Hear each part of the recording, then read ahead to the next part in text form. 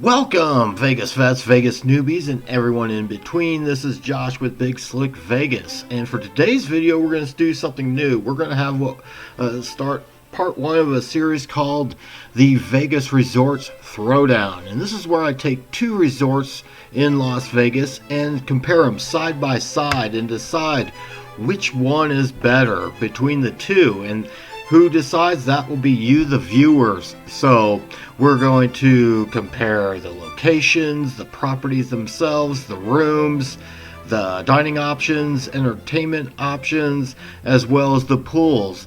And then at the end of the video, you leave a comment in the comment section. Let me know which one you think is better.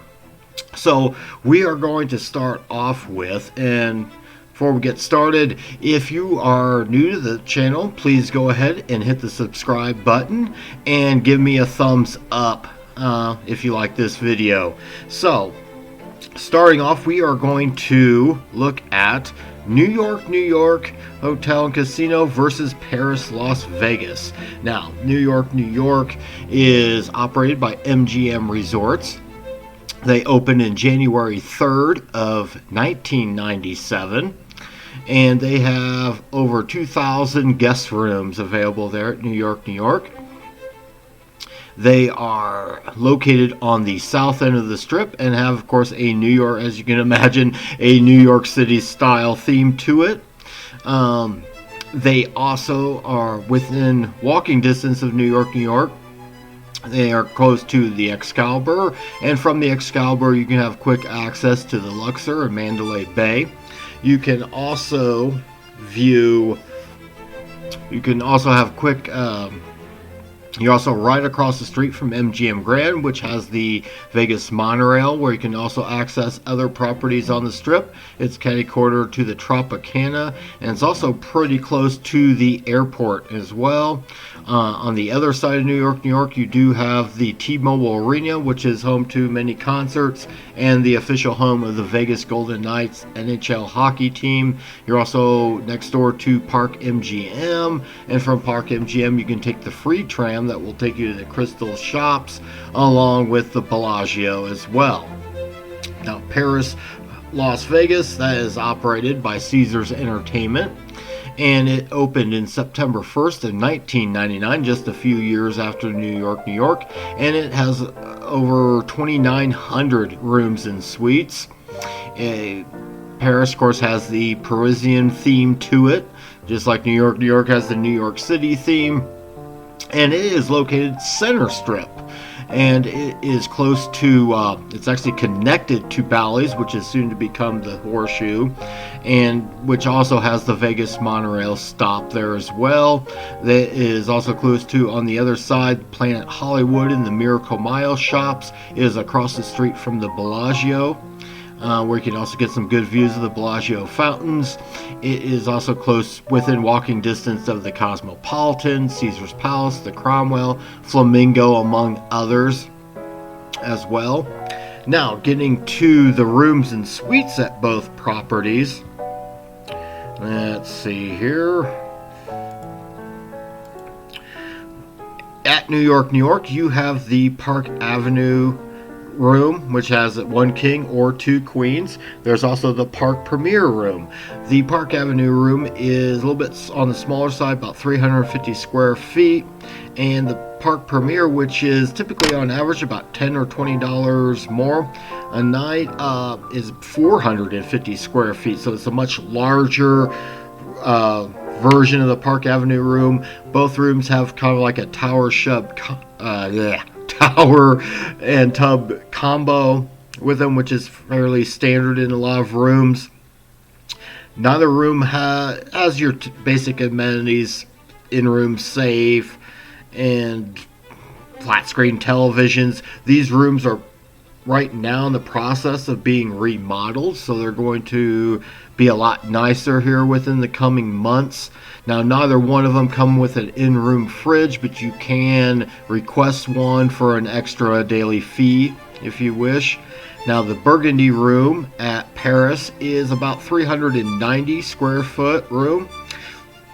Now that does come with an in-room fridge within the room at no extra cost. Most of the rooms are going to just have a walk-in shower, though if you get a handicap accessible room, you may come with a bathtub as well. These rooms, comparing the rooms at Paris to New York, New York, are typically, most of the time, Paris is a little bit more than the rooms at New York, New York, but sometimes you might find Paris to be cheaper. Prices right now tend to fluctuate all over the place right now in Las Vegas, so it's really hard to say exactly how much they are. Typically, they're going to be somewhere between the $75 to $125 range during the week, and probably double that on the weekends. Now, moving on to the suites, you're going to at New York, New York, and these are your more moderate suites, so I'm not going to get into like the big lavish, over-the-top suites that some of these properties have. That mainly is reserved for most of your whales, your big-time high roller spenders. But those are a little bit more moderately priced, and you want to maybe splurge a little bit for a special occasion. New York, New York does have the spa suite, which my wife and I have stayed in a couple times. It's a 500 square foot room, a little bit smaller for a suite, but does come with a whirlpool tub inside the room itself. There is also a larger version of this room called the Marquis Suite, which is probably closer to the 600 square foot mark. It's not always advertised on their website, but if you call, you may be able to request one, or maybe get an upgrade to one upon check-in. Paris has a couple other suites themselves. They have the Burgundy Petite Suite and the Burgundy Executive Suite. Both these rooms can either have one king or two queens, depending on what you need. And they are about 700 square foot. And both do also come with a whirlpool tub, though instead of inside the room, it's actually in the bathrooms on both of these rooms. Moving on to dining options, we'll first go into the high-end luxury dining. At New York, New York, you do have Gallagher's Steakhouse, which is more of a classic old school theme to it. It's modern after the actual Gallagher's Steakhouse in New York City. And just recently opened, they have, and I know I'm going to mispronounce this, but I believe it's called Nusser Et, or maybe it's Nusser A, I don't know. But it's a new steakhouse that just opened, actually, and I don't know a whole lot about it, but based on what I could find out, it looks to have more of a modern contemporary look to it. Over at Paris, they have quite a few high-end dining options. You have Gordon Ramsay's Steak. You have the Eiffel Tower restaurant, which is, of course, a high-end French restaurant. Nobu, which is a high-end Japanese restaurant. You also have Vanderpump's and the Bedford by Martha Stewart. Moving on to casual dining at New York, New York, you have the Nine Fine Irishmen Irish Pub, which is also a very popular place there at New York, New York. You have Il Fornaio, which is a very underrated Italian restaurant, one I would certainly highly recommend. You have Tom Urban's, which is kind of like a pub and bar atmosphere. Gonzalez y Gonzalez Mexican restaurant. Beer House, which is like a beer garden, which does have an outdoor patio. There is America, which is just your typical American cafe style dining. And then Chin Chin Cafe, which is Chinese and Asian. Over at Paris, there's the very popular French bistro Mon Ami Gabi, a very popular place for both breakfast and brunch, as well as lunch and dinner. They also have an outdoor patio, which gives you great views of the Bellagio fountains. You have Alexis Kitchen, which used to be called Hex's Kitchen, but for some reason they've changed the name. You have Cafe Americano, which is pretty much a similar American-style cafe, open 24 hours. Well, I don't know if it's open 24 hours yet, but it used to be. And then you have the Beer Park, which is comparable to Beer House, also has an outdoor patio as well. For your quick bite options, you just need something quick to eat. At New York, New York, and most of these restaurants you'll find in their Village Eateries, which is kind of patterned after famed Greenwich Village. You have 48th and Crepe, Greenberg's Delis, and two different pizza places. Sirica's Pizza, which is located in the Village Eatery, and the New York Pizzeria, which is located in the upstairs area. most people believe Sirico's is probably the better option between the two, including myself. They also have the Fulton Fish Fry, Shake Shack, and Top Round Roast Beef, which is kind of similar to Arby's, only maybe a little bit better. They have several other options as well. There is a hot dog stand, a pretzel stand, as well as a few different types of bakeries. Il Fornaio, which we just discussed in the last slide, they also have their own separate little bakery and pastry shop. There's also a Starbucks there at New York as well. Over at Paris, and they kind of have the same little setup. Instead of Greenwich Village, it's kind of like a French little village area where they have a lot of their little quick eateries. There is, of course, the La Crêperie crepe stand. You have Brioche by Guy Savoy, which is kind of like a pastry and coffee place. Cafe Bella Mandolin, which is offers a lot of different snacks and sandwiches and salads. JJ's Bulangari, which is one of my favorite quick bite options. They have really good pizza there as well, and a few other sandwiches and snacks.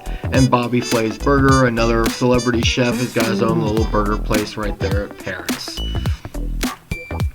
Moving on to entertainment and attractions. Over at New York, you have recently opened, just opened this past summer, the Mad Apple Circus du Soleil show, which has so far gotten really good reviews so far.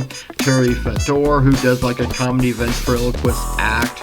You also have the very popular Big Apple roller coaster that runs outside of New York, and also has the Big Apple arcade, if you like video game arcade, especially if you have the kids with you. There's the Hershey Chocolate World, which is like 2 stories of all kinds of different Hershey brand chocolates, drink, shakes, and souvenirs. You have the bar at Times Square, which is located down on the main casino floor. Inside there you have dueling piano bar, lots of live entertainment there. Once again, a popular place to hang out. And then right outside in the front area of New York is the Brooklyn Bridge area, where oftentimes they will have live music playing. Over at Paris, they of course have the Eiffel Tower, where you can take an elevator up to the very top of the Eiffel Tower replica there at Paris, where you can get some really good views of the Las Vegas Strip. You have just recently opened the Bat Out of Hell the Musical, which is a musical tribute to Meatloaf's Bat Out of Hell album.